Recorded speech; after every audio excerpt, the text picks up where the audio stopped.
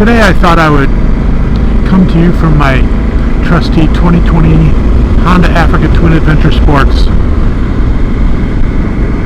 which makes talking to you so much more fun. I hope you don't mind.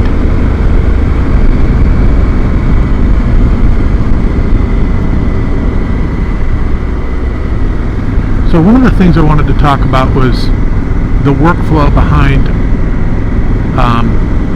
generating jobs to be done framework catalogs with artificial intelligence.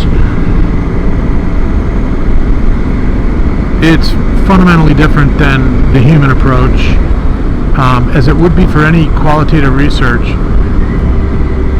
And as a result of that, I urge all of you that want to go down this path, or are forced to go down this path, to really rethink what your workflow and your resources are going to look like or need to look like, given all of the things that are going to be automated. And essentially what I've tried to do is eliminate all of the interviews that we do. You know, those take time. They take a lot of skill during the interview process, and they cost money. You have to pay these people for their time. And as you get into more specialized areas, those costs go up. So there's an argument to be made that this won't get us into super specialized areas. And companies like Stratagen, they do a lot of work in the medical space, and there's a question of whether it could be detailed enough there. I think it probably can be, but again, you may need to train it with some of your own data, but still, interviewing a medical doctor, a specialist, is expensive. And I don't remember exactly what they cost, but I think some of them can cost up to $800 an hour for their time. So think about that times 10 to 12 to capture and validate everything you need qualitatively. That gets pretty pricey. And whether you're a consulting firm or in industry, those numbers have impacts on what you're able to do. So just keep all of that in mind. I'm trying to eliminate that completely.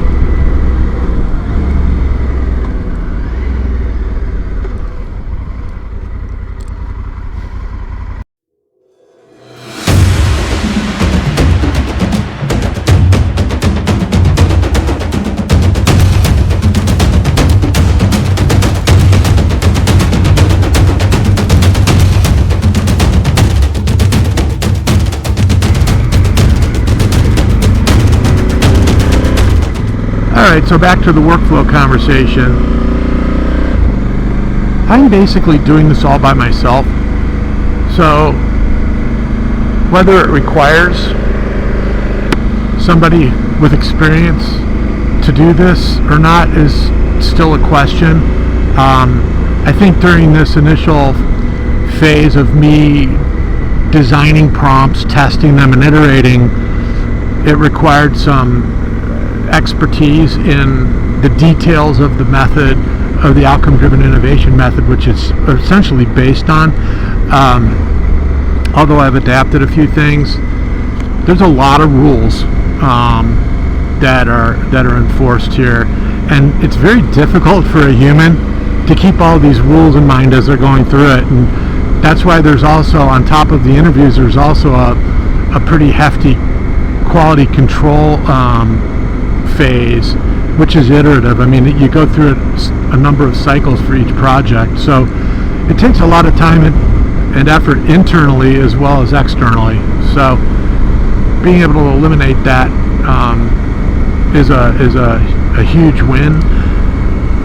And at some point you just have to trust the method here, or the prompts. We shouldn't have to QC these things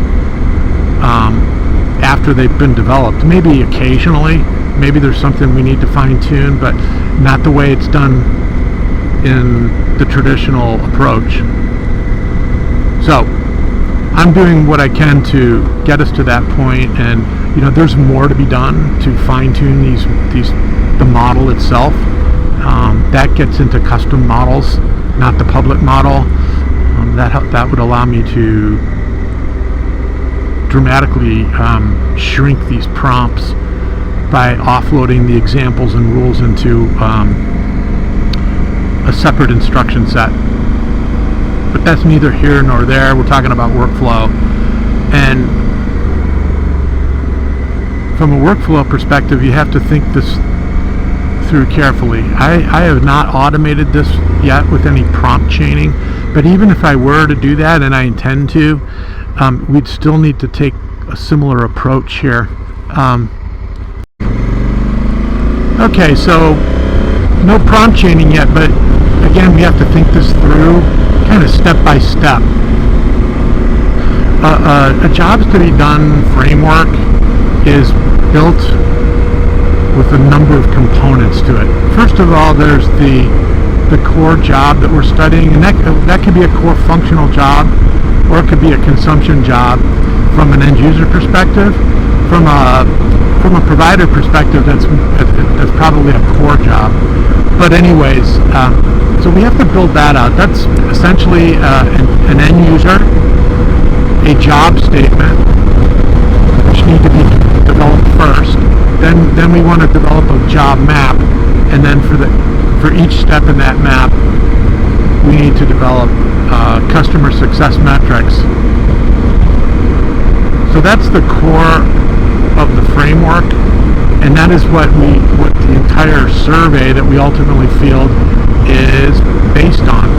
Everything else is dimensional, and anybody that's familiar with the STAR schema, well, I'm a real simpleton when it comes to data science, but the STAR schema is basically got a fact table, which would be the core job, and then a bunch of dimensional data, which are the, things like profiling information, related jobs, or emotional jobs and social jobs and all that kind of stuff. Those are the things that you use to help you describe your segmentation in that core fact table.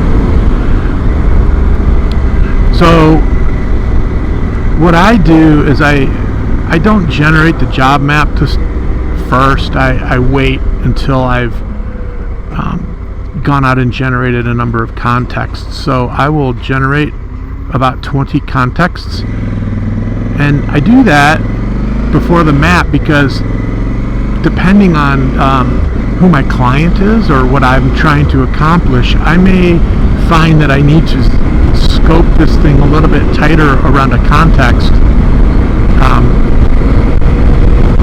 than I do using a universal map.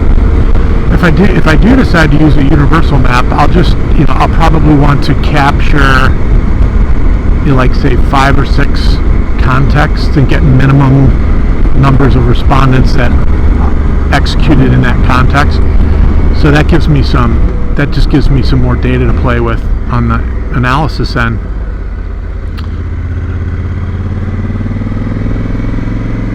I also like to go out and generate situations before I get too heavy into the map and everything.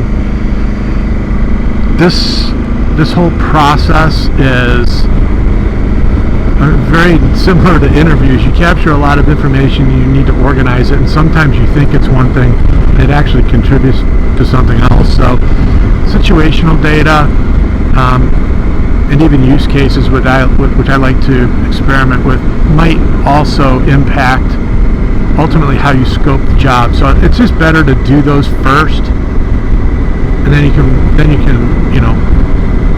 based on what your decision is, you can move forward from there. But once I've generated those and done my evaluation, then I can generate a map, and I've written about my various experiments,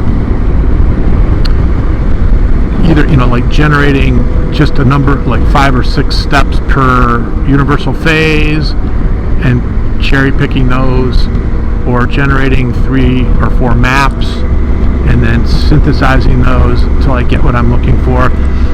I'll leave that all up to you guys.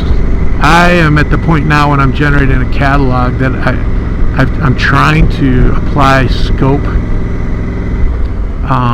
and boundaries to it, so that I just generate the map once. It may not be right. I'm not generating these for a project. I'm generating them just for you guys to learn.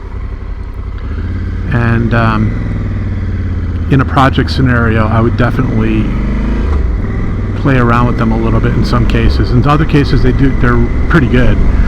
The beauty of this is that the instructions, produce consistent kinds of output, and you don't need to worry about one person's, personal bias. And I don't mean, I mean bias in the sense their perspective on how this should work, how it should look, their experience with the job. I've seen it a number of times where we've gone out and spent weeks interviewing people only to have the map and the metrics blown up in our face by somebody who didn't do those interviews. So I'm trying to eliminate that. That just is a wasteful exercise. It's a bottleneck to scale, and the whole goal here is to help everybody scale their research. Let's get past the doing the research stuff and try to get to the answers as quickly as we can. And we're going to take strides to do that better and better over time. So as you all know, I cut and paste all of my data into Notion. All of the formatting you see is outputted by ChatGPT through my instructions. I don't reformat anything other than occasionally taking a numbered list and changing that to a toggle list so that I could add depth to it. But that's it. So again, I'm going piece by piece. Each of these sections, the job map, that's a single prompt. The success statements, that's a single prompt. Situations, a single prompt. Everything's a single prompt. So I'm prompting with different prompts. I'm reusing the same prompt over and over again so that I can capture metrics for each step. And that's kind of how it works today. Now, when I get to the point where I'm going to automate this through prompt chaining, and I'm still trying to figure out which platform I want to use as my first test, it's going to be the same thing. I'm going to have to iterate the same way. I'm going to have to do the job map, then I'm going to have to, maybe I'll do the situations and stop, I don't know.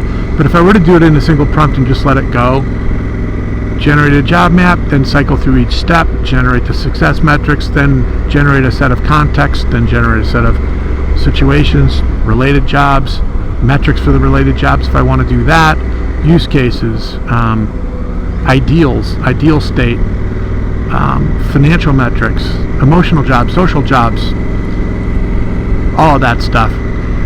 That can all be automated, and those automations can factor in the wait times. Like if, let's say, you time out or you hit your max limit for a period of time, it'll be able to handle that as well. And right now, these platforms, even the ones when you're paying for them, there are still limits as to how many messages you can send in a certain amount of time.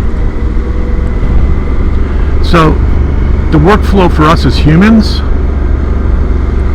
is going to change from the traditional approach to the new automated approach with manual intervention or management.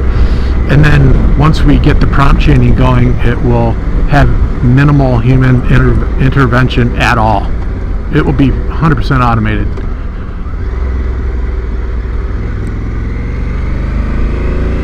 And that's what we're looking for. After that, it's going to be integrating the survey construction. And I don't know how AI will help there. Maybe it will, maybe it won't, but we will see. Have a good day.